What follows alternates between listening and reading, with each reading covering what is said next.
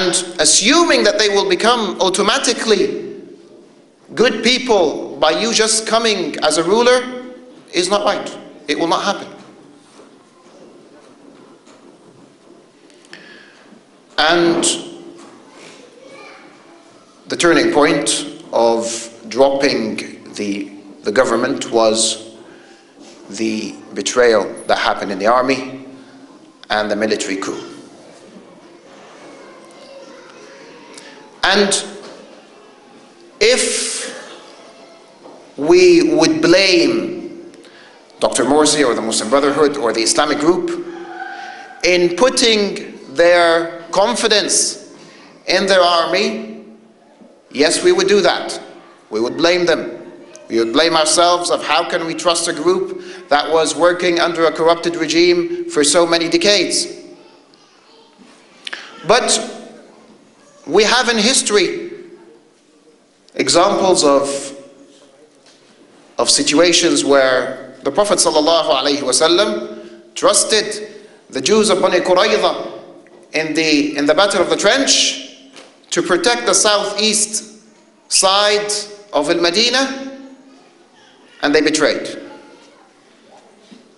After having an agreement with them, they betrayed. And they surrounded the Muslims from all sides, and it was the danger not of the Muslim message failing at that stage or not being able to convey Islam. It was the danger of eradication of this Muslim ummah at that time, and today this is what they want. It's not today that they want to get you out of the political field. It's not that they want you not to be the president or to represent a big sect in the government. What they want is to finish you off. Eradication. It's the chance to extract those people out, not out of the country, just out of life, in every possible way. And this is what's happening today.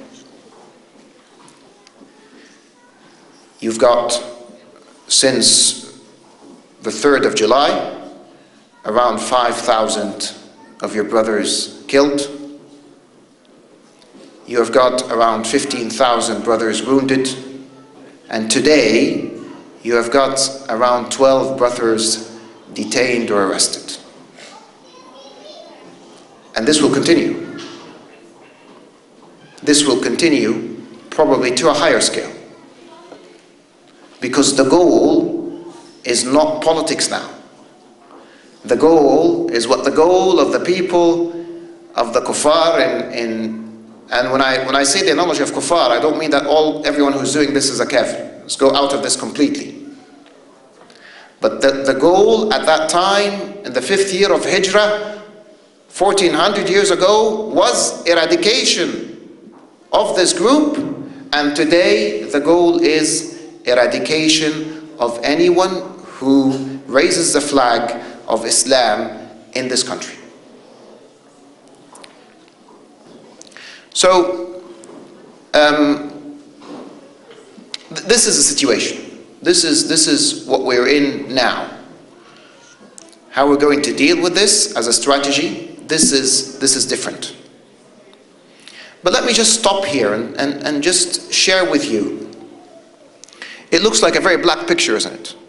The number of victims and the number of wounded and detained are in thousands. We, on our side, from a materialistic point of view, have no tools in our hand. Because the main power is out of your hands. You've got no weapons. You've got no police, you've got no army, and you've got no media. And you've got half of the people in the country approving what's happening. And this is the issue. And this is the issue, is to reach this stage where your brother, let's forget about Islam and Muslim sects, and your brother in humanity is seeing you being torn apart, is seeing your body being burnt after being killed, is seeing all types of torture happening to you, and he's just watching it and saying, they're from the Muslim Brotherhood, they must be burnt.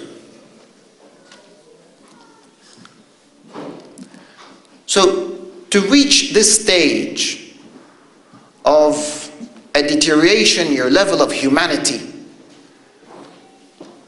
forget about brotherhood, forget about someone who's the same nationality as you, just concentrate on people losing the instinct of humanity.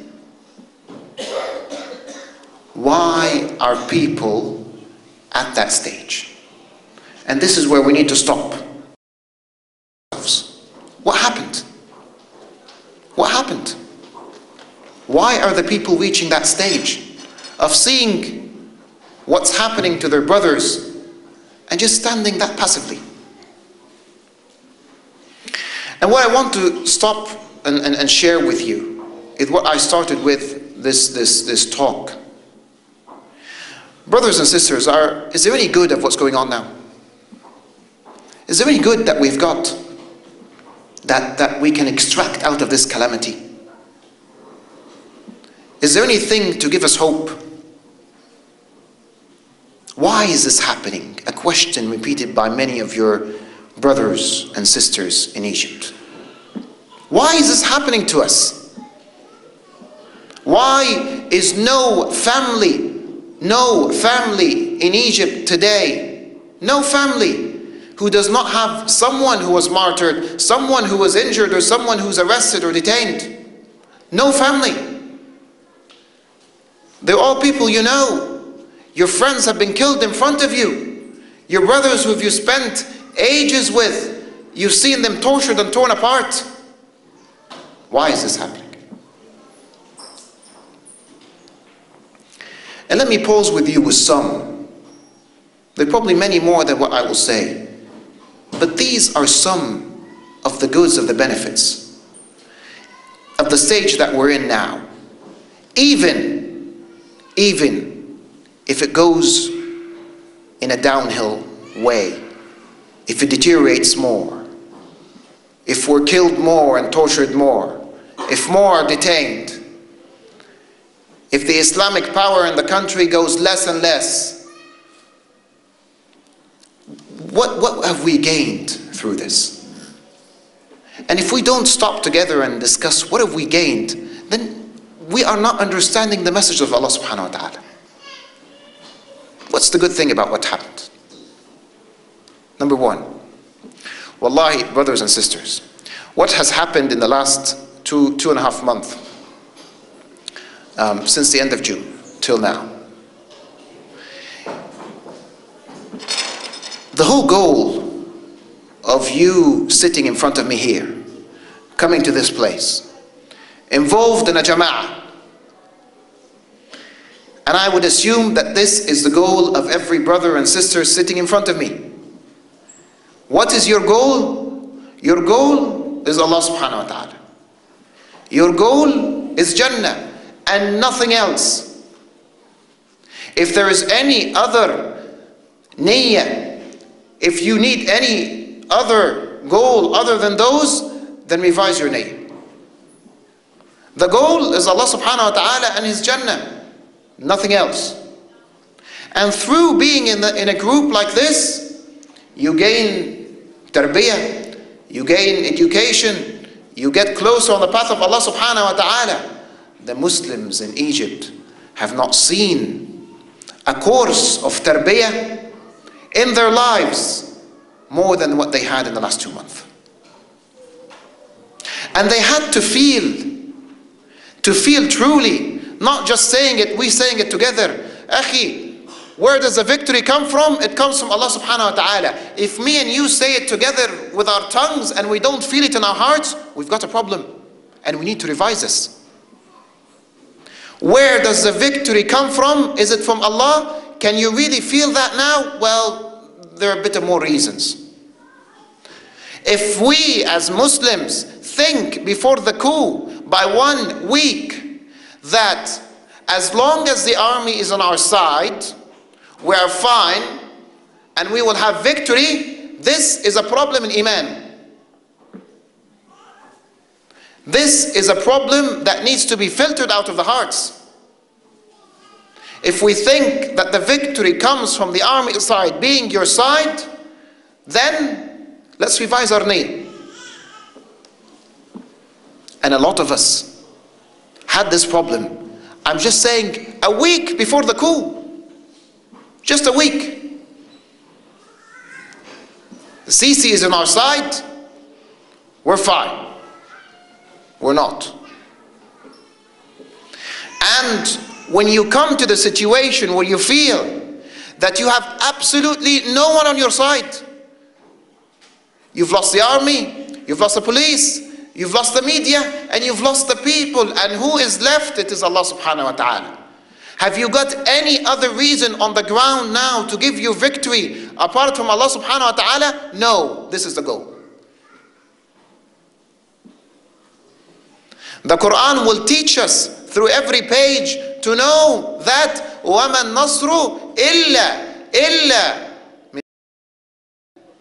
that victory does not come except from Allah subhanahu wa ta'ala.